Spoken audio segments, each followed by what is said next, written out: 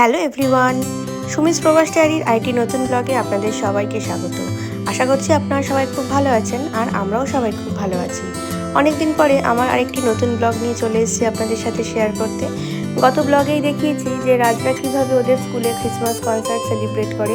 আসলে এখানে তো এই ক্রিসমাসের সময়টাতেই স্কুলে বিভিন্ন রকমের প্রোগ্রাম, বিভিন্ন রকমের বাচ্চাদের অ্যাক্টিভিটি, বিভিন্ন রকমের সমস্ত কিছু হয়। তো এক এক দিন ওদের এক এক রকম প্রোগ্রাম থাকে। যেমনি আজকে ছিল ওদের জাম্পার ডে। আজকের দিনে সবাইকে ওদেরকে ক্রিসমাস জাম্পারটা পরে স্কুল যেতে হবে। আজকে কি রয়্যাল জাম্পার ডে? আর কি দেবে আজকে স্কুলে? আবার ক্রিসমাস ডে, স্কুলে ক্রিসমাস ডিনার মানে পার্টি ফুড দেবে আজকে। আর তোমাদের আজকে জাম্পার পরে, ক্রিসমাস জাম্পার পরে যেতে বলেছে, তাই তো? এটা উঠে দাঁড়ানো, তোমার ছবিটা একটু তো আনন্দ হচ্ছে আজকে।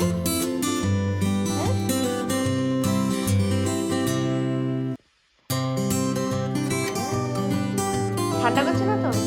ঠান্ডা আছে কিন্তু বাবা, বাইরে আছে জানো তো, শীত আছে কিন্তু ঠান্ডা আছে প্রচন্ড। তুমি কিন্তু টুপিটা, হ্যাঁ আজকে না, আজকে রেনি না, আজকে ক্লাউডি। তুমি কিন্তু জ্যাকেটটা খুলবে না, না সানি নয়। কেন নয়, কেন করার কি আছে? তবে আমাদের টাইম হয়ে গেছে, তুমি জ্যাকেটটা পরো। তাহলে এখানে টাটা করে দাও, এখানে টাটা করে দাও একটু ভালো করে, এখানে এখানে সামনে এসে করো।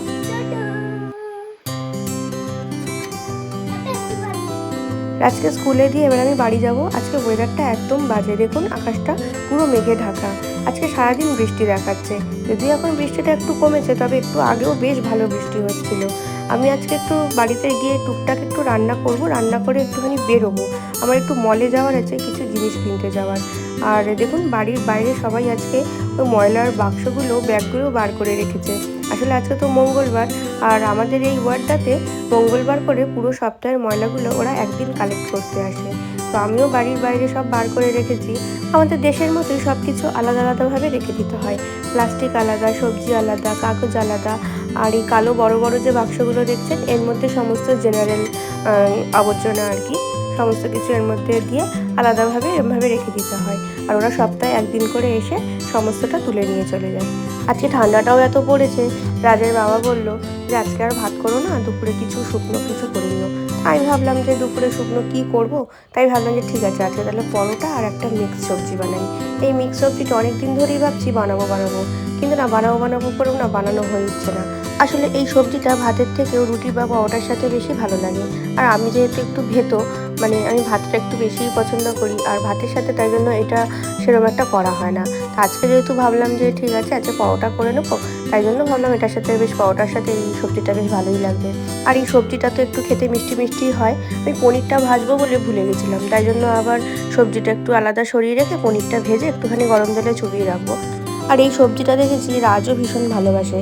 অন্যান্য সবজির তুলনায় এইটা ও একটু পছন্দ করে বেশি, যেহেতু এটা একটুখানি টেস্টটাও একটু ডিফারেন্ট টাইপের হয়, আর একটু মিষ্টিও হয় খেতে। অন্য সবজি তরকারি যদি একটু মিষ্টি করে করি সেটা যতটা না পছন্দ করে, এই সবজিটা দেখেছি একটু বেশিই হয়। তো আমি একটু প্রেফার করি, কারণ কি এই সবজিটার মধ্যে না অনেকগুলো ভেজিটেবিল দেওয়া থাকে, তো ভেজিটেবিলটাও ওর খাওয়া হয়ে যায়, সাথে পনিরও থাকে। আমাকে আর আলাদা করে সবজি খাওয়ানোর দরকার পড়ে না। সত্যি কথা বলতে আমার তো নিরামিষ রান্না সেরকম কোনো আইডিয়াই নেই। আমাকে যদি কেউ নিরামিষ রান্না করতে বলে, আমি ওই ফুলকপি আলুর তরকারি আর নয়তো আলুর দম, বা পনিরের প্লেন একটা যেরকম তরকারি হয়, পনির আলু দিয়ে যেরকম তরকারি হয় সেরকমই করে দেবো। তো আমি এই রান্নাটা আমি এখানে এসেই শিখেছি। আমাদের এখানে তো আপনারা দেখেছেন আমার আগের ব্লগগুলোতে, আমরা বিভিন্ন প্রায় সময়ই আমরা বিভিন্ন জায়গায় আমরা পিকনিক করি বা পটলাক করি। তো সেখানে যার যার এক একজনের এক এক রকম দায়িত্ব থাকে।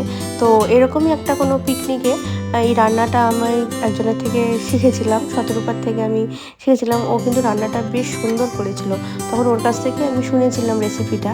তো শুনে আমার বেশ ভালোই লেগেছিলো, আমি বললাম যে ঠিক আছে তাহলে আমিও ট্রাই করবো। তো সত্যি কথা বলতে এটা রান্না করার পরে আমি দেখলাম যে একদম হোটেলে আমরা যে মিক্স ভেজ খাই ঠিক সেম ফ্লেভারটাই আসে। আমিও অবাক হয়ে গেছি যে সত্যি এত সুন্দর খেতে হয় সবজিটা। সব সবজিগুলো ভেজে নিয়ে একটু টক দই আর একটু কাজু বাদাম বাটা দিয়ে, আর পোস্ত আর কাজু বাদাম, জাস্ট আর কিছুই না, আর নুন মিষ্টি ব্যালেন্স করে যেরকম দিতে লাগবে সেরকম, আর বাদ বাকি কিচ্ছু না। ভীষণই ইজি, খালি একটু কাজু বাদাম আর পোস্ত বাটাটা দিলেই একদম পারফেক্ট রান্নাটা হয়। এই রান্নাটার মধ্যে আমি হলুদ দিইনি, আমি দেখেছি হলুদ ছাড়া এটা দেখতেও ভালো হয় খেতে। আর আপনারা চাইলে হলুদ দিতেই পারেন, সেটা অপশনাল। তবে আমার এটা মনে হয় যে হলুদ ছাড়া দেখতে বেশ ভালো লাগে, মানে বিভিন্ন কালারফুল সবজিগুলো থাকে তো, ওটা হলুদ দিলে পরে এটা দেখতে নষ্ট হয়ে যায়।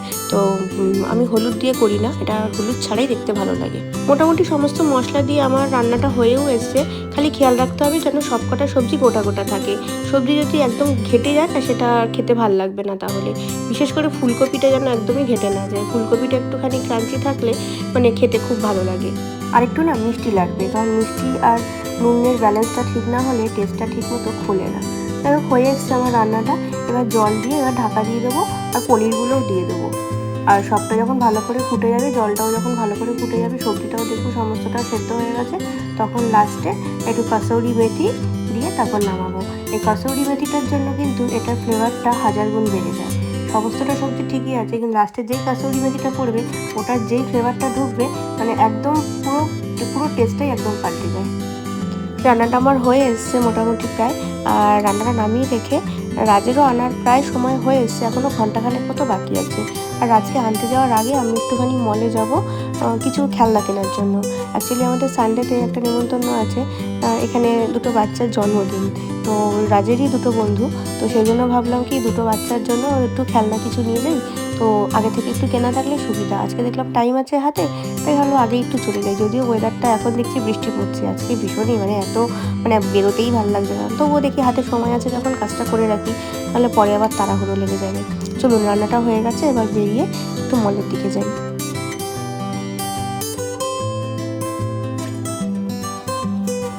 বেরিয়ে পড়েছি সমস্তটা সেরে, আর বাইরে দেখুন এখনও বৃষ্টি পড়ে যাচ্ছে। বৃষ্টির ফোঁটাগুলো বেশ বড় বড়, মানে আমি ফোনটা ধরে আছি, আমি হাত মানে এত ঠান্ডা লাগছে না, মানে ফোনটা বের করে যে আমি একটু ভিডিও করব সেটাও করতে পারছি না, মানে হাত পুরো জমে যাচ্ছে। আর দেখুন বৃষ্টির তোর কি, প্রচণ্ড জোর বৃষ্টি পড়ছে। যাই হোক, আমি এসছি কিছু খেলনা নিয়ে নিই এখান থেকে, তারপর খেলনাটা নিয়ে চলে যাবো রাজকে আনতে। এবার খেলনা দেখে তো রাজেরও একটু বায়না হবে কি আমাকেও এটা কিনে দাও, আমাকে ওটা কিনে দাও। তো ঘরে না আর মানে খেলনা আমার রাখার জায়গা হচ্ছে না, তো দেখা যাক কী কিনি। আর রাজের জন্য তো কিছু একটা নিতেই হবে, না হলে তো আমার রেহাই নেই। তো কিছু একটা খেলনা নিয়ে তারপরে আমি বাড়ি ফিরি।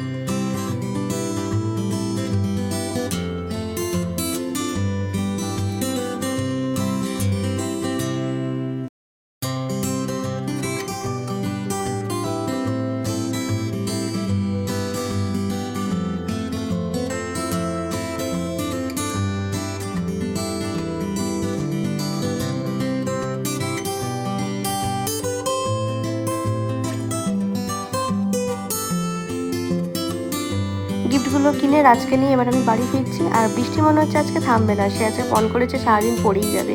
যাই হোক, বাড়ি এসে একটু পরোটা বানিয়ে নিয়েছি, ওই গরম গরম সবজিটার সাথে পরোটাটা বেশ ভালোই লাগবে। তো চলুন আমরা লাঞ্চ করি, আর ব্লগটা এবার এখানে শেষ করছি। কেমন লাগলো আজকের ব্লগটা অবশ্যই জানাবেন। দেখা হবে নেক্সট আরেকটি ব্লগে খুব তাড়াতাড়ি। ততক্ষণ সবাই ভালো থাকবেন, সুস্থ থাকবেন, আর সবাইকে খুব ভালো রাখবেন। দেখা হচ্ছে খুব তাড়াতাড়ি। আর বাই দ্য ওয়ে, সবজিটা কিন্তু খুব টেস্ট হয়েছিল, আপনারা অবশ্যই ট্রাই করবেন। সবাইকে টাটা।